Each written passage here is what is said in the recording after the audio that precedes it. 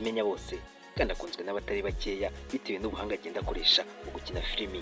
Abantu benshi bakunda ukuntu akina filimi bitewe n'amagambo agenda akoresha n'uburyo agenda azikina. Nubwo uyu munsi tumuzi nk'icyamamare, yewe yaciye mu buzima bwinshi bugiye butandukanye butari bworoshye, dore ko mbere y'uko twese tumumenya yigeze gucuruza amagi ndetse yacuruje n'ibikoresho byo mu gikoni, ubwo twavuga amasafuriya, amasahane n'ibindi byose bikoreshwa mu gikoni. Si n'ibyo gusa, yigeze no gucuruzaho telefone. Ibyo byose yabikoraga ashaka aho yamenera kugira ngo yinjire mu ruganda rwa komedi. Akimara kurwinjiramo yatangiye gukina komedi zisa nk'izirimo ubutumwa bwa gikristo, dore ko icyo gihe yacishagamo akanaririmba indirimbo zigiye zitandukanye. Urugero, fata telefone mana, muri Yesu harimo gu, ihangane, hamwe n'izindi nyinshi yagiye aririmba. Izo ndirimbo zose zabaga zisa nk'aho ari urwenya ariko zirimo ubutumwa bwa gikristo. Ucyumva ibyo nta wundi turi kukubwira ni Clapton Kibonke. Uyu nguyu arazwi cyane muri sinema nyarwanda ndetse no mu ruganda rwa komedi, ahubwo ni n'umushyushyarugamba uwo twakwita MC. Clapton Kibonke ikindi kintu azwiho ni ugufasha abantu bakizamuka muri ibi bintu. Uzasanga abanyarwenya benshi ndetse n'abantu bagaragara cyane muri sinema nyarwanda bavuga ati twese turashimira Clapton Kibonke watweretse inzira tugomba kunyuramo. Ubundi uyu mugabo aheruka kwibasirwa n'indwara ikomeye cyane, dore ko icyo gihe mu kurwara kwe abantu bigeze kumubika bavuga yuko yapfuye, ariko nyuma aza kugaragara mu ruhame abinyomoza. Ubundi Clapton Kibonke ni muntu ki? Clapton Kibonke ahanini uzamubona ari kumwe n'abana, mbese akunda abana, dore ko buri mwaka ategura igitaramo ahuriramo n'abana maze akabasetsa bakishima. Ubundi ushobora kwibaza ati ubundi Clapton Kibonke ninde? Ni muntu ki? Yavutse ryari? Yavukiye hehe? N'ibindi byose wibaza kuri Clapton Kibonke ibyo tugiye kukugezaho. Icyo nabisabira wowe turakora subscribe no gukora subscribe kugira ko tuzajye tubana no bindi biganiro tuba twabateguriye, no buri gihe muzajya mubana. Ni Emmy, wowe wakoze subscribe ndagushimiye.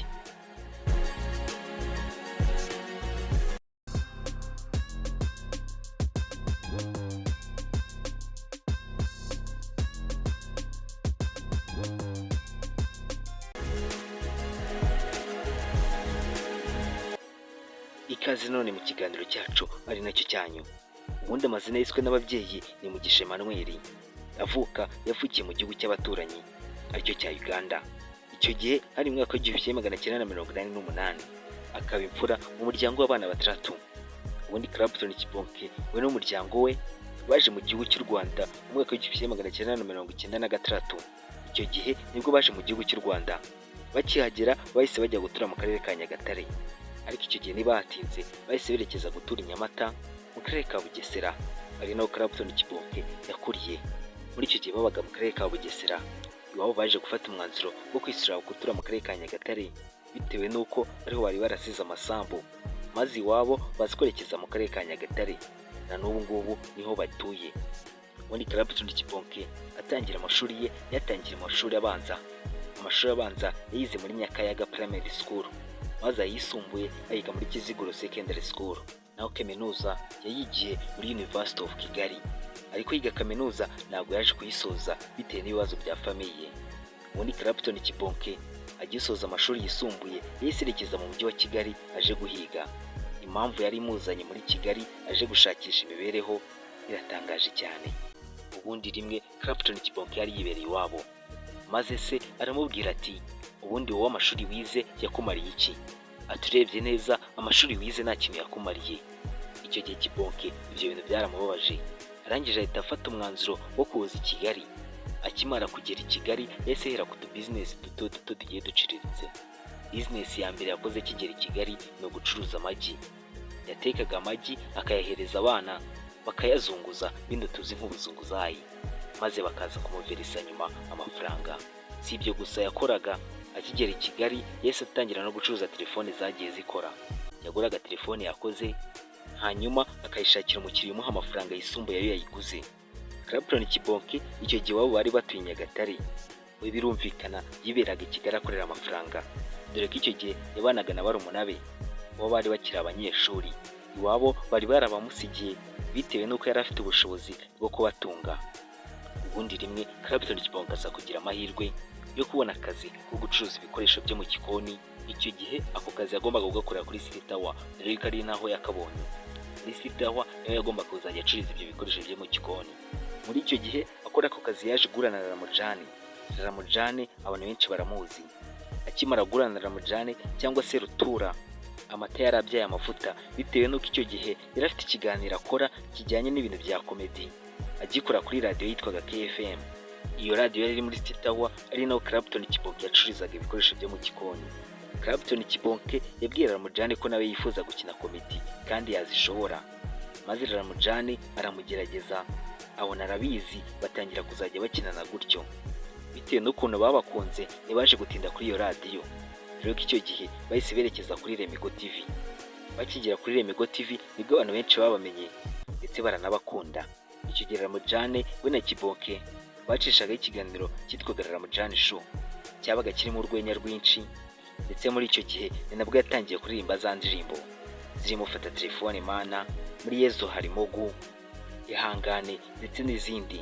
Icyo gihe hari mu mwaka wa 2014. Mu mwaka wa 2015 Clapton Kibonke yatangiye kwimusinga cyangwa se umushyushyarugamba. Icyo gihe nibwo abantu benshi batangiye kumumenya, bitewe n'uko usibye no gukina komedi yatangiye gukoresha uko ashoboye akazajya akina filimi nyarwanda. Icyo gihe yinjiye muri Seburikoko, maze abantu benshi turamumenya koko, tumumenyera muri Seburikoko. Icyo gihe si Seburikoko yakinnye gusa, ahubwo yakinnye n'izindi filimi nyinshi zigiye zitandukanye. Icyo gihe yaratangiye kubikimenya bose, abantu benshi batangiye kumumenya.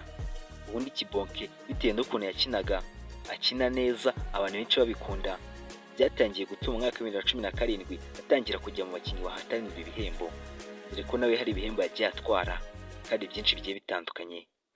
Urugero, mu mwaka wa 2021 yaje kwegukana The Choice Award nk'umukinnyi w'umwaka w'umugabo, akaba yaratwaye n'ibindi byinshi bigiye bitandukanye.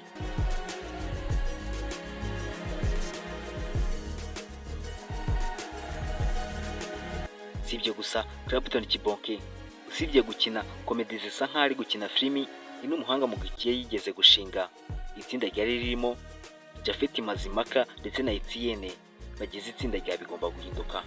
Rero Clapton Kibonke yigeze gushinga itsinda aryita The Makers, ririmo abo basore babiri hamwe na Kibonke ubwe. Ubundi abantu benshi rino tsinda baje kurikunda bitewe n'ukuntu ryasetsaga kandi rikora standard comedy neza. Si ibyo gusa, abantu benshi Clapton Kibonke bamuzi mu cyo twita iseka rusange, aricyo Genesis Comedy. Abantu benshi baramuzi bitewe n'ukuntu naho ajya acishamo, rimwe na rimwe bakamuhereza stage maze agasetsa baba baraho. Ubundi Clapton Kibonke mu mwaka wa 2020, umwaka wari wiganjemo Guma mu Rugo, icyo gihe yatangiye kwandika filimi ye yitwa Umuturanyi. Iyi filimi yaje gukundwa cyane, dore ko iyo filimi yari mu duce twinshi tugiye dutandukanye, harimo urukundo ndetse n'urwenya. Abantu benshi barayikunze, noneho bitewe n'abastari bayikinnye bayikunda kurushaho. Na n'ubu ngubu iri muri filimi zarebwe cyane mu Rwanda. Uramutse utararebye iyi filimi wifuza kuyireba, wayisanga kuri YouTube channel yitwa Clapton Kibonke. N'ubundi ni ya Kibonke turi kubabwira. Agitangira gukina iyi filimi no kuyitegura, abafana be baramubajije ati, ese ko ugiye gukina filimi ibya komedi ntiwabivuyemo?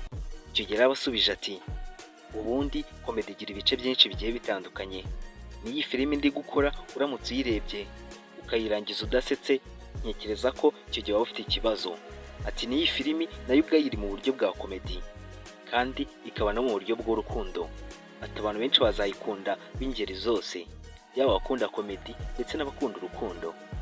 Ubundi Clapton Kibonke abantu benshi muri iyi minsi ishize bari barabaye nk'abamubuze. Nta kindi cyari cyaramuburishije usibye uburwayi yagize, aribwo bwatumye abantu banamubika bakavuga yuko ashobora kuba yitabye Imana. Ubwo burwayi bumeze bute? Icyo gihe nta kindi yari yararwaye usibye inkorora. Ati si inkorora umuntu ashobora kuyirwara akagera kuri urwo rwego. Ubundi bitangira yari inkorora isanzwe nk'izindi zose. Muri uko gukorora akazajya yumva mu muhogo ari kumurya. Agiye kwa muganga bamupimye basanga iyo nkorora yangije ibihaha.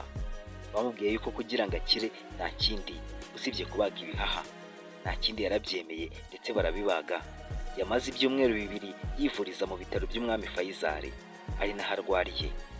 Icyo gihe ntago abantu babimenye, ahubwo babimenye ayakize, yasubiye mu rugo atangiye no gukora akazi ke ka buri munsi. Ubundi Clapton Kibonke yigeze gutangaza ko ikintu cya mbere yanga ari ukumutungurira mu ruhame. Urugero akajya nko muri anniversaire runaka cyangwa mu bindi birori bamutumiye bakamubwira ngo nasetsa abari aho kandi atabiteguye, aricyo kintu aracyanga. Ikindi bamenya kuri Clapton Kibonke ni umugabo wubatse ufite umugore n'abana 3. Mu minsi ishize nibwo aheruka kwibaruka umwana we wa 3. Nk'uko twatangiye tubikubwira ati Clapton Kibonke ni umuntu wagiye ufasha abantu benshi bagiye batandukanye, yaba abanyarwenya ndetse n'abakinnyi ba filimi. Sabo gusa dore yuko Murongi Sabe te YouTube channel imwe mu zikomeye mu gihugu cy'u Rwanda yitwa Isimbi TV yaje gutangaza ko umuntu wa mbere ashimira ari Clapton Kibonke. Kuri we natinya kuvuga ko Clapton Kibonke ari we wamuzamuye. Impamvu nta yindi ni uko ari umuntu wa mbere bakoranye ikiganiro. Sabe yavuze yuko icyo gihe afite kamera iciriritse ahamagara Kibonke bahurira ahantu hasa nk'ahari ku rubaraza. Bitewe no kwicisha bugufi kwa Kibonke yemera kumuha interview. Usibye Sabe na Nyambo nawe avuga yuko Clapton Kibonke ari we muntu wamuzamuye. Ibyo rero ibya Clapton Kibonke bazamuye abantu benshi mu Rwanda. Ayo ngayo yari amateka ye. Reka ngwisabire gukora subscribe kugira ngo tuzajye tubana no mu bindi biganiro tuba twabateguriye. None igihe mwari muri kumwe ni Emi, naho ubutaha ndabashimiye.